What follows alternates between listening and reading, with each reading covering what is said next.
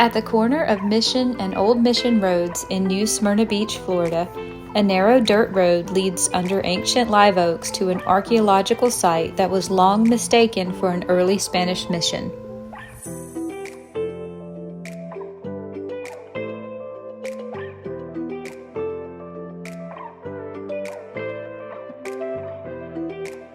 But the coquina walls belong to the Cruger dePeyster sugar mill, established in 1830 and abandoned in 1835 after a Seminole raid. Coquina is a stone found along the Atlantic Coast Ridge, a sedimentary deposit made of tightly crushed seashells cemented together over time. The walls of this sugar mill have withstood the ages, the weather, the heat, and the humidity. Also used to build the Castillo de San Marcos in St. Augustine, coquina can be cut into blocks thick enough to repel cannonballs. New Smyrna Beach is the second oldest city in the state of Florida. As early as 2000 BCE, Timucuan Native American populations thrived in the area until widely being wiped out by war and diseases brought by European settlers. Dr. Andrew Turnbull, a Scottish physician and entrepreneur, settled here in 1768 and named the area Smyrna in honor of his wife, who was born in Smyrna, Asia Minor, which is now in Turkey. New Smyrna became the largest British colony attempt in the New World. Henry Cruger and William dePeyster were merchant speculators from New York. Together, they bought 600 acres of land here in New Smyrna in 1830. Henry's wife, Eliza Cruger, and outside investors financed the construction of the mills and the sugar plantation.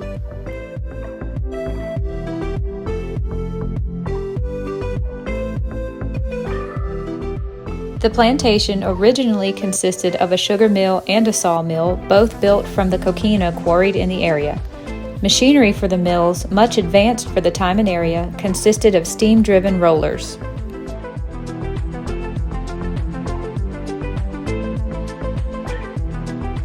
Other structures included a crushing house with a chimney and large arched doors and window openings, which contained the steam-driven grinding machinery that extracted the juice from the sugar cane.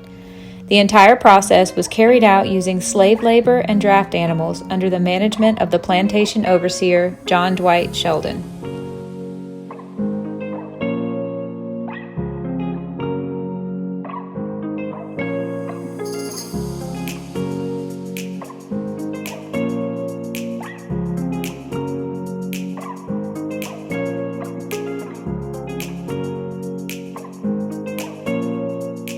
On Christmas Day in 1835, the mills and other buildings were pillaged and lit on fire by a band of Seminole Indians during the Second Seminole War. The plantation's own slaves aided in the raid. The overseer and his family fled. The site was further damaged by soldiers who were garrisoned here to keep the Seminoles under surveillance. Only the walls of the sugar mill were left standing with the machinery still inside them. They put a large piece of wood here, and the animals are drawn to the opposite ends, and then this turns and it operates the two cogwheels. Okay, and what does that do? Do they crush things with it? You have in here, yeah, it'll get milled. It gets milled and turned over. That's really neat. Okay. I think this one's just a taller version of that.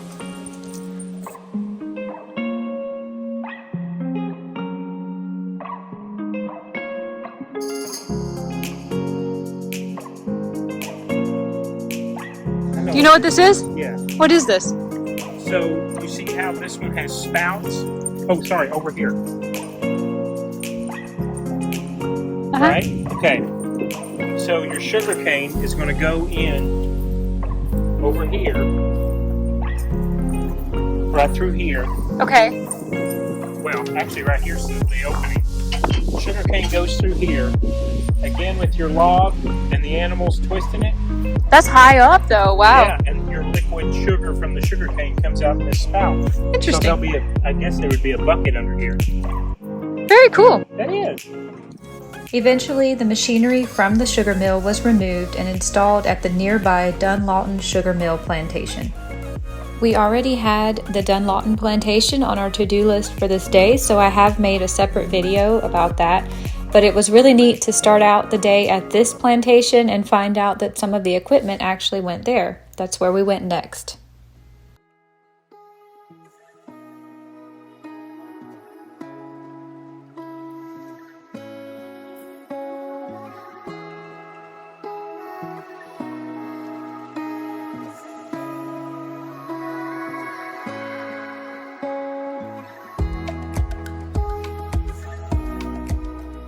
The walls are reminders of an agricultural venture gone up in smoke, along with people's plans for taming the Florida frontier.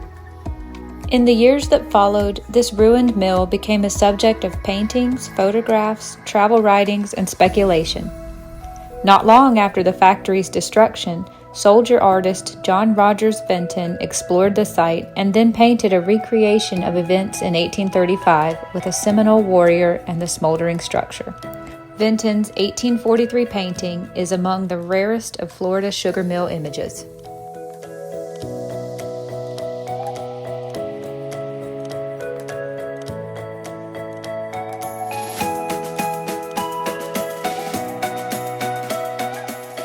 The sugar mill sat abandoned for many years until it was purchased in 1913 by a New York financier and stockbroker named Everett Connor.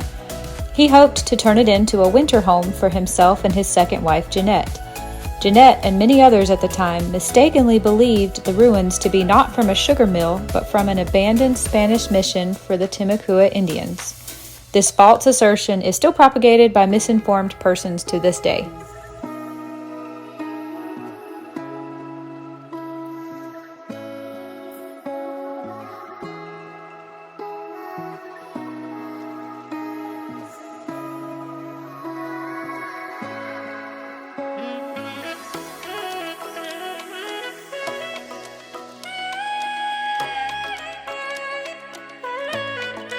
This iron beam probably came from the plantation sawmill.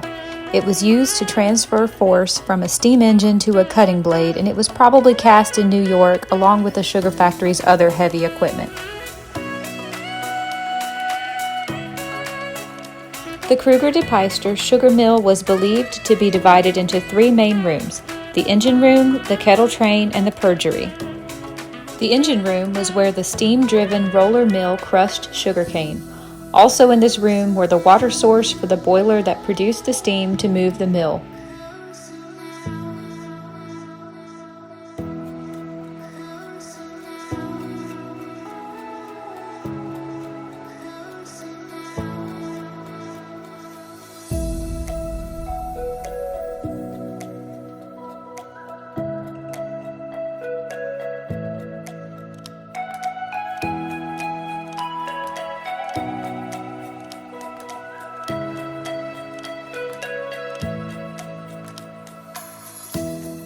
The kettle train consisted of a series of kettles ranging in size from larger to smaller, where the juice extracted from the engine room was heated until being reduced to a syrup. The chimney, of which only the base is left, provided the draft needed to extract the smoke from the fire heating the kettles from underneath.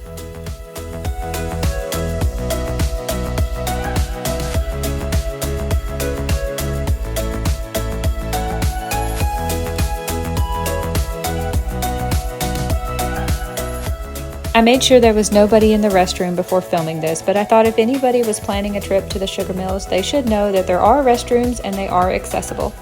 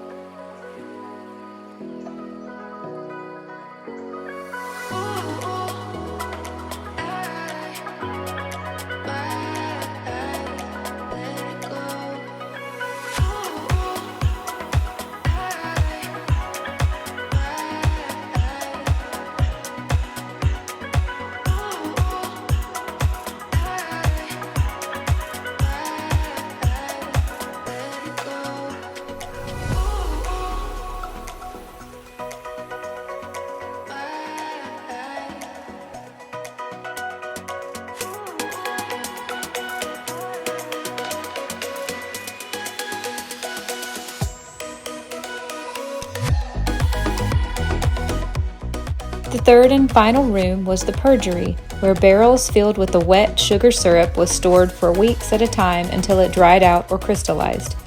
The liquid that dripped from the barrels was molasses, which could be used in the production of rum.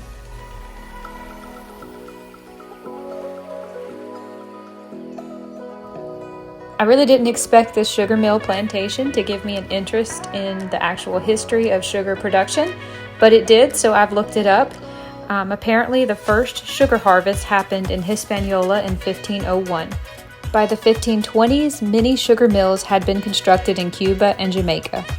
Approximately 3,000 sugar mills were built before 1550 in the New World, creating an unprecedented demand for cast iron gears, levers, axles, and other implements. The first steam-powered sugar mill was constructed in Jamaica in 1768.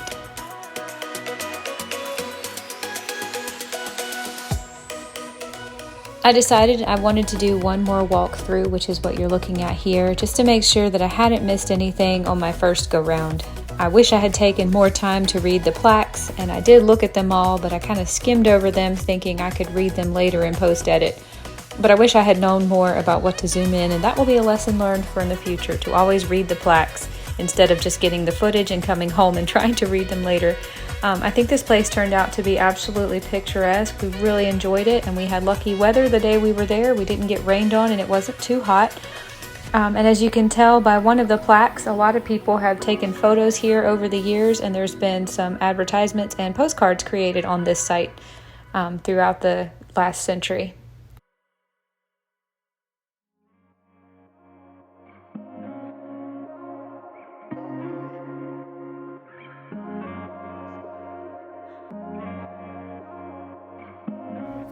I probably should have mentioned this at the beginning, but the park is open every day, Monday through Sunday, sunrise to sunset. There are hours mentioned a couple places online of 7 a.m. to 7 p.m., but most of what I saw were sunrise to sunset. I'm not actually sure if someone comes through and puts a gate or a chain across the drive, or if it's just kind of the honor system, but I certainly wouldn't advise sneaking in here after dark because it could be dangerous. Admission is totally free, and leashed dogs are welcome, so we happened to have our dog with us, and she had a really good time getting to explore this. We stayed on the sidewalk, absolutely, did not climb on the ruins. That is a big no-no and forbidden. And there is a sign as you pull in that any damage or destruction or removal of these ruins is punishable by law, of course.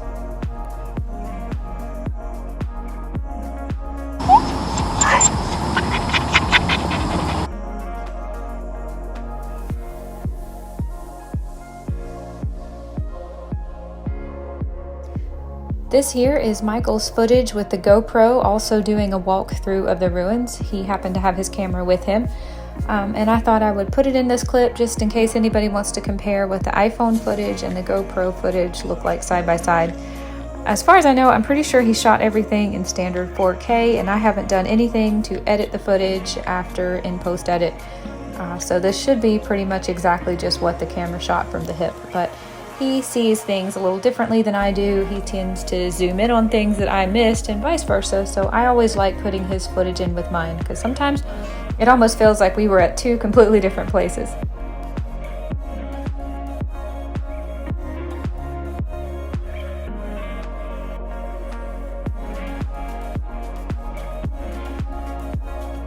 One of the blogs I linked down below was actually a travel blogger, and he was sharing stories of visiting this ruins like 50 years ago or so. And he said at the time, schools took kids on day trips to see the ruins and learn a little bit, and then let the kids climb all over these ruins, which I thought was hilarious because in today's world that would be a big no-no. Thankfully, they did have these chains up, and I hope that's, kind of an indication to stay off of them. Although they did look like a ton of fun to climb, and I bet as a kid he had a blast getting to go up and down these walls.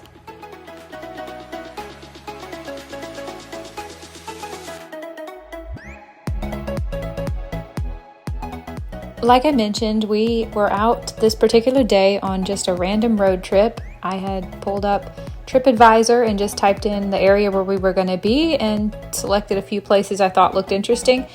I think it's kind of cool that I started our day here. This is the first place we went after we got our morning coffee. And I really wasn't sure exactly what to expect. I had done basically minimum research going into this because I wanted to be surprised and wowed and, kind of blown over. And I was. But I think it's really cool that this is how we started the day.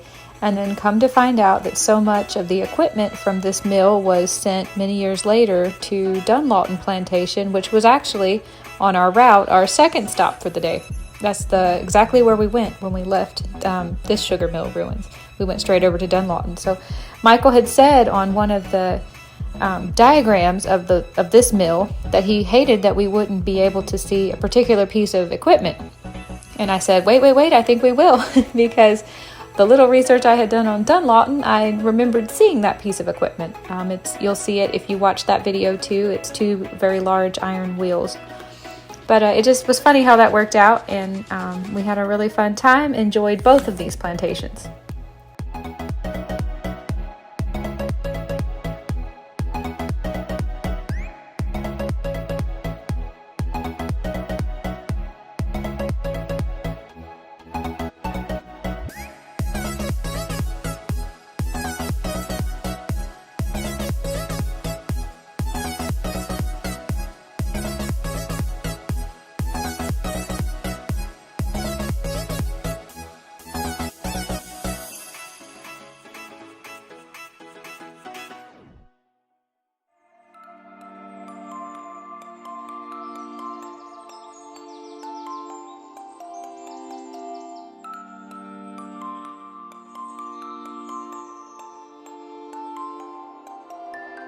I'll read this sign to you. It says, "Over the years, this one-time sugar factory became a source of local building materials and myths.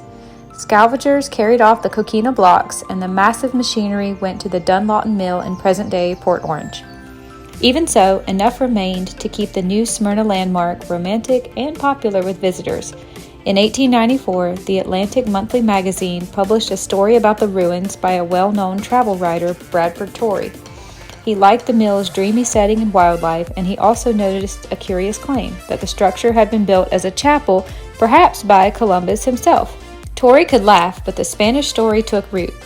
Early postcards labeled this site as a mission or a convent, and the ruins owner, Mrs. Jeanette O'Connor, promoted the Franciscan Fathers theory. By 1941, journalist Charles H. Coe had seen enough. In a scathing critique of the so-called Spanish mission, Coe rejected that origin and argued for a 19th century sugar factory. Modern students of the ruins agree, but also credit Mrs. Connor with helping to keep this special place preserved. This second sign that we passed talks about the 3 rooms and how sugar is made. It also says that producing sugar was a long, hot, and dangerous job, especially near the powerful cane crusher that could snare and smash a tired worker before anyone could shut it down. No wonder sugar was a prized commodity. Like oil today, it came with large financial and human risks.